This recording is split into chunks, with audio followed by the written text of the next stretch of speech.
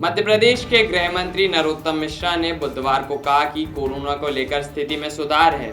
वहीं कांग्रेस के नेताओं पर हमला बोलते हुए कहा कि राहुल बाबा का कांग्रेस के वचन पत्र में फोटो ही नहीं है, हमारे सिंधिया जी तो दिलों में है।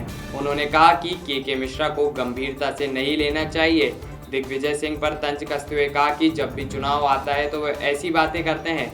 दिग्विजय सिंह महबूबा मुफ्ती की रिहाई पर खुशी जता रहे हैं। साथ ही उन्होंने कश्मीर में आतंकवाद को लेकर कहा कि दिग्विजय सिंह वहां खुद जाकर देख लें कि आतंकवाद खत्म हुआ है या नहीं। बहुत अच्छी रिकवरी रेट प्रदेश की इसकी हो गई है और अब आप देखेंगे एसिम्प्टोमेटिक मरीज भी पूरे प्रदेश क्या देश में ही आना एक बार कम हुए हैं। ये कोविड अब डाउन की ओर है।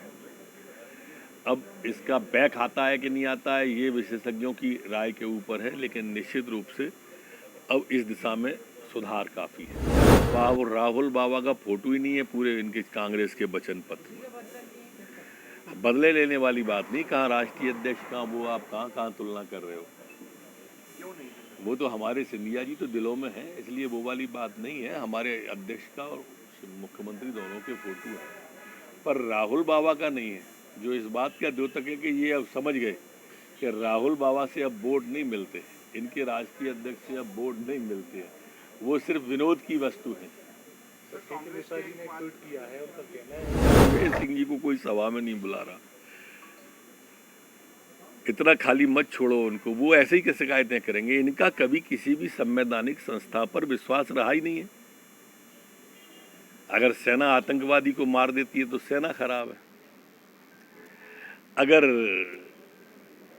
न्यायपालिका इनके खिलाफ में कोई फैसला दे देती तो न्यायपालिका पे उंगली उठा देते हैं, और चुनाव में हार जाएं तो कह देते हैं ईवीएम खराब है। अब ये फिर उसी की रिहर्सल की ओर जा रहे हैं। आप चिंता नहीं करो, उपचुनाव के परिणाम आने के पहले ये वही बात कहते मिलेंगे कि ईवीएम खराब है और प्रशासन का दुरुपयोग कर रहे हैं। ये उसी दिशा में बढ़ रही है कांग्रेस और कमलनाथ। लद्दाख पर खुशी नहीं जताई, लेकिन महबूबा पर खुशी जता रहे। इससे ये सोच समझ में आती है कि किस तरह की मानसिकता है दिग्विजय सिंह जी की। आज पूरा देश का मीडिया वहां पर है, कोई खबर आ रही है क्या?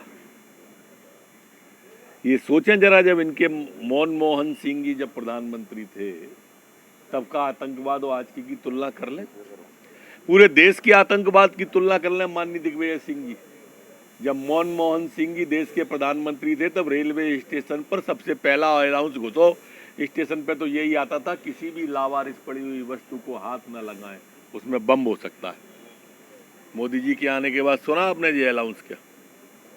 आतंकवादी घुसते थे तो कभी अक्षरधाम में और कभी बम्बई के ताज में, देश भर में बम ब्लास्ट हो जाते थे, चलती रेल में बम ब्लास्ट हो जाते थे। आज कश्मीर से ही नहीं निकल पा रहे। पहले पाकिस्तान की गोली आती थी तो यहाँ से सफेद वार्ता होती थी, कबूतर उड़ाए जाते थे। अब उधर से गोली आती है, इधर से गोला जाता है। ये अंतर है, आंख नहीं दिखा पा रहा। जब मनमोहन सिंह जी थे और दिग्विजय सिंह जी राष्ट्रीय महासचिव थे, रोज कहते पाकिस्तान बम, क्या करें हम। अब हमारा प्रधानमंत्री है जो आतंकवाद से निपटना जानता है और ऐसी देश तोड़ने वाली ताकतों से निपटना जानता है। खबरों में बने रहने के लिए ग्रामीण भारत टीवी को सब्सक्राइब कीजिए और बेल आइकॉन दबाना ना भूलें।